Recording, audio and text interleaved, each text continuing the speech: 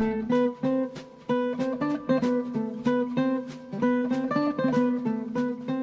Davin.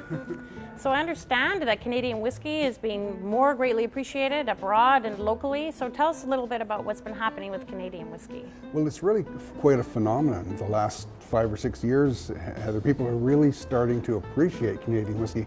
The high-end stuff, the connoisseurs are starting to enjoy it. Whiskey enthusiasts are lining up for it at the whiskey shows. I was in Louisville, and Jimmy Russell, famous Jimmy Russell, came over to my table so he could taste Canadian Club 100% rye.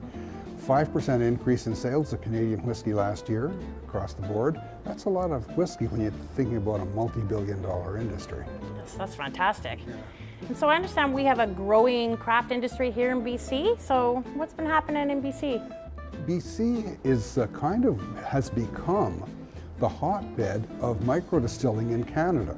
Now, BC is still a little bit behind some of the other provinces because they've started so recently, so they don't have a lot of whiskey on the market yet.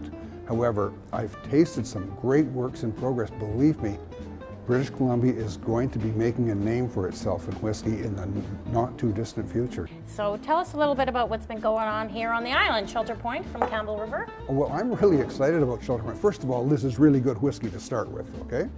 But this whiskey, Patrick Evans is a farmer up there. He has a great big farm, grows his own barley, does everything up there.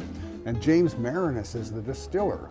And they started distilling quite some time ago in typical Scottish style pot stills. They had Mike Nicholson from the famous Scottish distiller come in and set everything up. And they're allowing them to mature as long as they need to in good quality casks. It's quite similar to a lot of Scotch whiskies. It's really So tell us a bit about it. Well, you can smell the malt in there right off, and it's sweet. There's some grassiness there as well that, it's like dried hay. Not everybody gets that coconut flavor on the top, but I really can know some coconut in there. So it's really already got quite a bit of complexity and a number of different kinds of flavors in there, while maintaining a very good balance among the flavors. So there are no sore thumbs sticking out. It's really quite a nicely made, well-made whiskey, and it tastes really good. I think these guys have a great future. Gary, it's great you could bring in your brand new whiskey and show us what you're working on at the distillery. So let's have a wee dram and find out a little bit more about it. Absolutely, I'm really excited to be here and to showcase off our first offering, and we hope that snowball keeps going for the future. So as the brewmaster, what's it been like to go from making beer to making whiskey? It's not as hard as you think, but you have to hire a skilled distiller.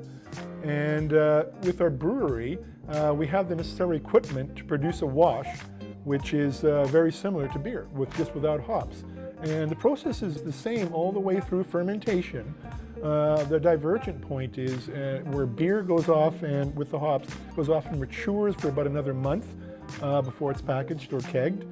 Whiskey, once the alcohol is all in that wash, alcohol can be removed by distillation, and the maturation comes in barrels later on for a whiskey product. Now, this is a 3-year offering, and it's not our intention to sell 3-year-old whiskeys, but we do everything on sensory evaluation, so we have a limited release. So tell us a bit about what you were trying to achieve with this whiskey.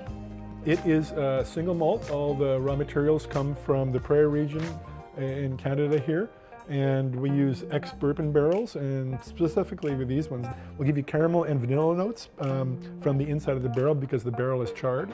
And from the malt, you'll get notes of honey and a little bit of heather I get in this too. And so it's a very straightforward single malt and very delicate and balanced and a little warm because it's a young brash whiskey still.